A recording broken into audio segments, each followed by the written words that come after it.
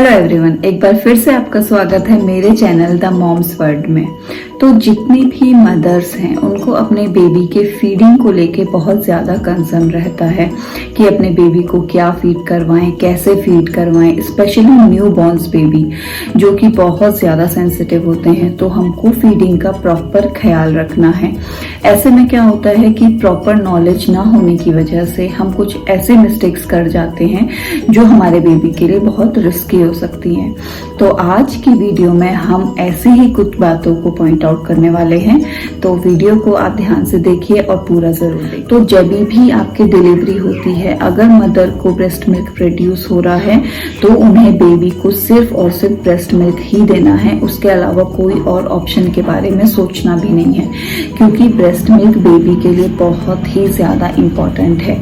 जैसे ही वो बेबी इस आउटर वर्ल्ड में आया है, वो कितना सेंसिटिव बेबी है, तो उसके लिए जितने भी रिक्वायर्ड न्यूट्रिशन है और एंटीबॉडीज हैं वो सारी ब्रेस्ट मिल्क में होती हैं। जिससे क्या होगा, उसकी इम्यूनिटी सही होगी, उसका डेवलपमेंट सही होगा और वो जितनी भी डिजीज के संपर्क में आ सकता है उससे बचा रहेगा। और जो ब्रेस्ट मिल्क होता है वो बेबी के लिए बहुत लाइट होता है, जो वो इजीली डाइजेस्ट कर पाएगा। तो ब्रेस्ट मिल्क की तो बहुत ज़्यादा इंपॉर्टेंस है, उसके अलावा तो आपको कोई ऑप्शन सोचना ही नहीं है। सेकंड, अगर मदर को ब्रेस्ट मिल्क नहीं हो रहा है, मोस्ट प्रोबेबली अगर आपकी सिजेरियन है तो सिजेरियन डिलीवरी में ऐसा हो सकता है कि ब्रेस्ट मिल्क प्रोड्यूस ना हो। तो ऐसे में आपको जो सेकंड ऑप्शन सिलेक्ट करना है वो है फॉर्मूला मिल्क। फॉर्मूला मिल्क इस तरीके से हॉस्पिटल्स, मेडिकल स्टोर्स, मार्केट सब जगह आपको मिल जाएगा। तो आपको फॉर्मूला मिल्क ही सिलेक्ट करना है। याद रखिए, this is not the replacement of breast milk, but this is the closest option you can select. तो ये बात आपको ध्यान क्या होता है, जितने भी न्यूट्रिशंस हमारे न्यूबॉर्न बेबी को रिक्वायर्ड हैं वो सब प्रॉपर मात्रा में होते हैं और ये इस तरीके से फॉर्मुलेट किया जाता है कि आपका बेबी इसको इजीली डाइजेस्ट कर ले। तो आपको ये ही यूज करना है अगर ब्रेस्ट मिल्क नहीं है। कुछ लोग क्या करते हैं, इसकी जगह काउ मिल्क को प्रेफर करते हैं। तो मैं आपको बता दूं, ये बिल्कुल गलत ऑप्शन है, क्योंकि काउ मिल्क में क्या होता है, बहुत सारे न्यूट्रिशंस कम मात्रा में होते हैं जो हमारे बेबी को थोड़ा ज्यादा मात्रा में चाहिए। For example vitamin E, iron, fatty acids, कुछ ऐसी चीजें हैं जो हमारे बेबी को ज्यादा मात्रा में चाहिए बट वो उसमें कम मात्रा में मिलता है। और साथ ही साथ कुछ चीजें ऐसी होती हैं जो बहुत ज्यादा मात्रा में होती हैं। फॉर एग्जाम्पल जो काउ मिल्क होता है वो बहुत रिच इन प्रोटीन होता है, उसमें बहुत ज्यादा फैट होता है, उसमें सोडियम, पोटेशियम, कुछ ऐसी चीजें होती हैं तो बहुत ज्यादा मात्रा में होती हैं जो कि हमारा न्यूबॉर्न बेबी उसको डाइजेस्ट नहीं कर सकता है। इससे क्या होगा, उसके डाइजेस्टिव सिस्टम पे असर पड़ेगा। तो इसीलिए अगर आप किसी भी एक्सपर्ट, किसी भी डॉक्टर से पूछें तो वो आपसे बोलेंगे कि आपको काउ मिल्क नहीं यूज करना है, आपको फॉर्मूला मिल्क यूज करना है।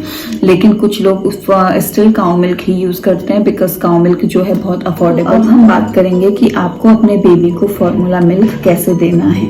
तो आपको एक बात का बहुत ज्यादा ध्यान रखना है, जैसे ही आपका न्यूबॉर्न बेबी है तो उसको 1 मंथ के लिए या फिर 15 डेज के लिए मिनिमम आपको बॉटल्स का यूज नहीं करना है। आपको कोशिश करनी है कि आप उसको स्पून से ही फीड करवाएं, बिकॉज न्यूबॉर्न बेबी बहुत ज्यादा सेंसिटिव होते हैं और उनको जो बॉटल आप अगर यूज करवाएं तो वो प्लास्टिक की होती है, उसका निपल जो है प्लास्टिक का रहता है। तो फिर उसको सक करने में बेबी के नसों में, उसके दिमाग में जो है असर पड़ सकता है। इसीलिए पहले तो बिल्कुल भी लोग जो है बॉटल्स का यूज नहीं करते थे, बट आजकल जो है डॉक्टर हॉस्पिटल में ही बोलते हैं कि आप यूज कर सकते हैं। बट ये टिक आप खुद लीजिए कि आप बेबी को जो है सिर्फ स्पून से ही फीड करवाइए एटलीस्ट 15 डेज के लिए, और अगर हो सके तो आप पूरे 1 मंथ के लिए। 1 मंथ के बाद आप अपने बेबी को जो है फीडिंग बॉटल इंट्रोड्यूस करवा सकते हैं, उसको आप बॉटल से मिल्क पिला सकते हैं। तो मार्केट में जो बॉटल्स हैं वो 3 तरीके की आती हैं, प्लास्टिक बॉटल्स आती हैं, ग्लास बॉटल्स आती हैं, स्टील की बॉटल्स आती हैं। तो मोस्टली लोग अपने न्यूबॉर्न बेबी के लिए प्लास्टिक की बॉटल ही प्रेफर करते हैं।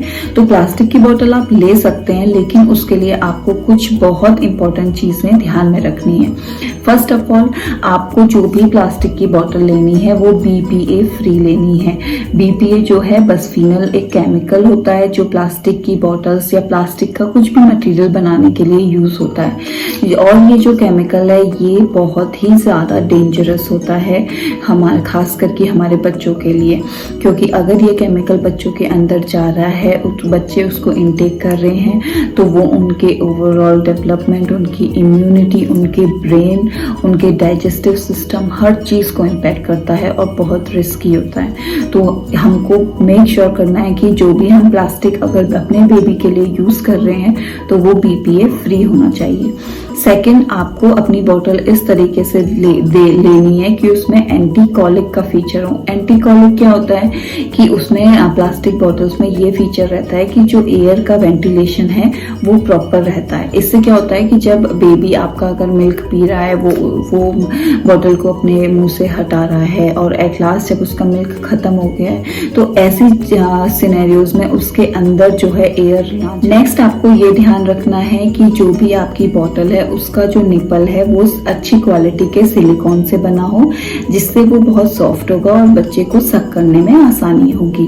एक चीज आप और ध्यान रख सकते हैं कि जो भी बॉटल्स होती हैं वो इस तरह से आती हैं कि उसमें आप मिल्क का फ्लो जो है कंट्रोल कर सकते हो, यानी कि 0 to 3 मंथ्स के लिए जो है लो मिल्क फ्लो की बॉटल्स होती हैं, उससे ज्यादा मीडियम एंड देन हाई, तो ये भी आप फोकस कर। मैंने अपने बेबी के लिए जो सिलेक्ट की वो लव लैब कंपनी की ये फीडिंग बॉटल सिलेक्ट की जिसका सिलिकॉन बेस्ड निपल है, जो कि बहुत ही इजी है और ये काफी अच्छी बॉटल है जिसे मैं यूज करती हूँ। इसमें वो सारे फीचर्स हैं जो मैंने आपको बताए। साथ ही साथ मैंने उसके लिए एक बड़ी ग्लास बॉटल भी मंगवाई है मिमी कंपनी की, इसमें भी वो सारे फीचर्स हैं और ये काफी अच्छी बॉटल है, बट ये साइज में बड़ी है तो इसको मैं बाद में यूज करने वाली हूँ। तो ये थी बेबी फीडिंग को लेकर कुछ इंपॉर्टेंट बातें जो मैंने आपको बताई, आपको जरूर ध्यान में रखनी है। और अगर आपको इस वीडियो से कुछ भी एक्सपीरियंस मिला हो तो आपको जरूर ये वीडियो को लाइक करना है और मेरे चैनल को सब्सक्राइब करना है। साथ ही साथ अगर आपके कोई भी कमेंट्स हो तो वो आप मेरे कमेंट सेक्शन में जरूर डालिएगा। तब तक के लिए आप अपना ध्यान रखिए और मैं आपसे मिलूंगी नेक्स्ट वीडियो में। Thank you.